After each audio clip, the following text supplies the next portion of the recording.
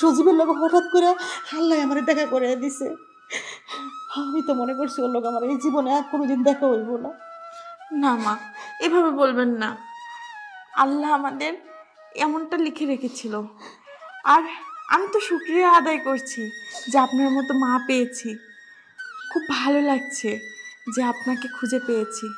মা, এখন আপনি আমাদের কাছেই থাকবেন, আপনাকে আমরা মাথায় করে রাখবো মা। আমি তোমার কাছেই থাকবো। সজীবের কিন্তু আমি গর্ভধারিণী মা না, ওরে আমি টোকাইয়া পাইছি, কিন্তু কোনো দিন আমি ওরে অন্য মানুষের সন্তান হিসেবে চোখে দেখি নাই। আমি বুঝি এটাই আমার বড় সন্তান। ও কোনো দিন আমার অসম্মান করে নাই, মা মা মা করে পাগল বানায় ফেলতো। ছোটোবেলার থেকে তোরা এত দুষ্ট ছিল, আমার মাথাটা পুরো একদম আওলা জ্বালা করে লাইতো। এখন ওইটা লাগবে, এখন ওইটা লাগবে, ওদিকে ছুটতেছে ওদিকে ছুটতেছে। হঠাৎ করে আমার ছেলেটা আমার কাছ থেকে হারিয়ে গেছে। কি হলো মা? কি ব্যাপার, তুমি কাঁদতেছো কেন? না বাজার, তুই যে আমার কাছ থেকে হারিয়ে গেছো, বৌমার লগে এই কথাটা কই মনটা খারাপ হয়ে গেছে। পাগলি মা আমার, তুমি এগুলো নিয়ে একদম টেনশন করবে না মা। তোমার টেনশন করার কিচ্ছু নেই। তুমি আমার কাছে চলে আসছো, তুমি এখন নিরিবিলি থাকবা, খাওয়া দাবা, কোনো চিন্তা করবে না। এই যে তোমার বৌমা আছে, সারাদিন তোমার খেদমত করবে। তুমি যখন ডাকবা তখনই তুমি পাবা। তুমি এগুলো নিয়ে কোনো চিন্তা করবে না। তবে মা, আমি কল্পনাও করি নাই যে ভাইয়া আর ভাবি তোমার সাথে এরকম একটা কাজ করবে। আমি ওখানে গেছিলাম মা, আমি যাই দেখি তুমি নাই। কত জায়গায় আমি তোমার খুঁজছি, কিন্তু খুঁজে পাইনি তোমার।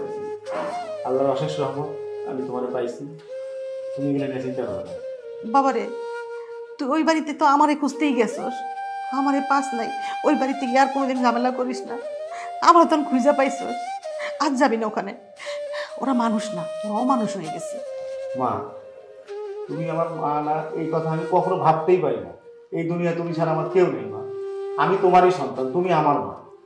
তবে ভাইয়া ভাবি যে কাজটা তোমার সাথে করছে, এর হিসাব আমি ওদের কাছে কড়াই ঘন্টায় বুঝাই নেব। তুমি থাকো, আমি তাই বেরোচ্ছি। এই, তুমি যাবে না। ভাইয়া বাবার সাথে দেখা করতে হবে না। আমাদের মায়ের দরকার, আমরা মাকে পেয়ে গেছি। এখন থেকে মা আমাদের কাছে থাকবে, সব কিছু ঠিক হয়ে যাবে। মাকে নিয়ে আর কোনো চিন্তা নেই তোমার।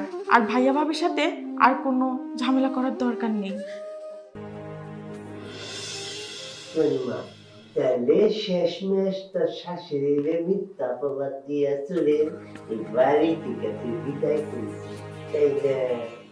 বাবা, তোমার ওই হিটলারের বুদ্ধি যদি না থাকতো তাইলে এটা আমার দিয়ে এখন সম্ভবই আসল না বাবা। আর তুমি ওই কানের দুটো চুরি কইরা ওই বুড়িটাকে কেমন করে দে চুরি মতো দিলাম। আরে তাহলে তো কোনোভাবে সম্ভবই আসল না ওই বুড়িটা চুরি বলা। জামাই বাবা যে তুমি। হ্যাঁ, আমি থেকে অবাক হচ্ছেন না? তার মানে তোমরা আমার মাকে মিথ্যা চুরির অপবাদ দিয়ে বাড়ি থেকে বাইরে করে দিয়েছো? এই না, তুমি কি করতেছো জামাই বাবা? আপনি কোনো কথা বলবেন না, চুপ করেন। আপনার কথা শুনে, কুমন্ত্রণা শুনে আমার বউ আমার মাকে এই বাড়ি থেকে বের করে দিয়েছে। শোনো, তোমার মায়ের তুমি বের করছো, আমরা বের করি না।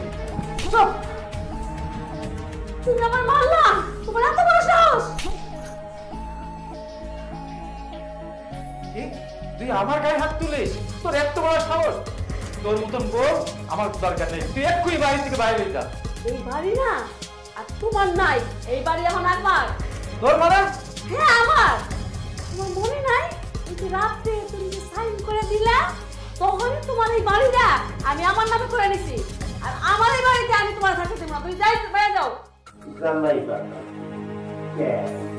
তুমি কি বুঝলা গেছা? তুমি যে তোমার বউ রেখে তোমার সব বিষয় সম্পত্তি আমার সবার রাখি সব আমার মাইয়া জানে লিখতে দিতা। অহন্ত তুমি এই সম্পত্তি একখানা করিও আই নাই। একবারই ঘরে বাড়ি বারে নিয়তি বাহ, আজকে এটা আমি কি দেখছি? কি দেখছি এটা আমি? ভাইয়া, খুব খারাপ লাগছে তাই না? যখন মাকে বাড়ি থেকে বের করে দিয়েছিলে তখন তোমার কেমন লেগেছিল? আমাকে যখন বাড়ি থেকে বের করে দিয়েছিলে তখন কেমন লেগেছিল তোমার? তোমার এই দিনগুলোর কথা মনে নেই? আমি তোমাকে বারবার করে বলেছিলাম যে তোমার স্ত্রী তোমাকে ভুল বলছে, মিথ্যে কথা বলছে। তুমি আমার কথা বিশ্বাস করো। আরে আমাকে বাড়ি থেকে বের করে দিয়েছো, তাতে আমার কোনো দুঃখ নেই, কোনো দুঃখ নেই আমার। তো মা কি অপরাধ করেছিল? এই বয়সে সে ভিক্ষে করেছে, রাস্তায় রাস্তায় সে ভিক্ষে করেছে। আল্লাহর অশেষ রহমত আমি তাকে খুঁজে পেয়েছি। আপনাদেরকে কি মানুষ বলা যায়? আপনারা মানুষ? আপনারা বাপ মেয়ে মিলে একটা সংসারকে তছনছ করে দিয়েছেন। আপনাদের মতো মানুষ পশুর মতো, আপনারা হচ্ছেন পশুর মতো মানুষ। আপনাদেরকে মানুষ বলতে ঘৃণা হয়। আর ভাইয়া, তোমার এটা প্রাপ্য, এখানে আমার কিছুই বলার নেই। আমি এসেছিলাম তোমার কাছ থেকে হিসাব চাইতে। আরে আমি কি চাইবো? ওই উপরওয়ালাই তোমার কাছ থেকে হিসাব চেয়ে নিয়েছে। আমার কাজটা না উপরওয়ালাই করে দিয়েছে। আমি খুব খুশি।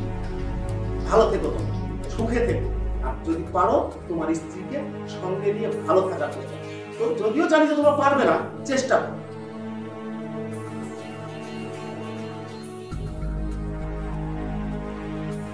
তোমাদের কথা বিশ্বাস করে আমি এমন একটা অপরাধ করেছি, এমন একটা পাপ করেছি আমি, যে পাপের কোনো ক্ষমা নেই। আমার নিষ্পাপ মাকে মিথ্যা অপবাদ দিয়ে বাড়ি থেকে বের করে দিয়েছি শুধু তোমাদের কারণে, শুধু তোমাদের খুশি করার কারণে। আমার অসুস্থ মাকে দিনের পর দিন অত্যাচার করেছি। আর তোমরা, তোমাদের মনে যে এগুলো ছিল আমি জানতাম না। তোমাদেরকে আমি অনেক বিশ্বাস করতাম, কিন্তু সে বিশ্বাসের মূল্য তোমরা দিলে না।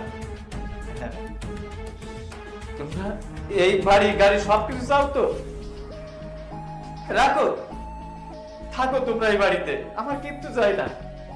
দেখি আমার মায়ের কাছে যেতে পারি কিনা।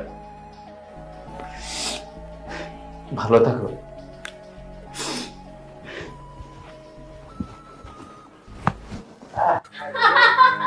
একেবারে মজার বাবা এখন তো আমাদের রাস্তা রাস্তায় তো আমাদের ফুরফুরা।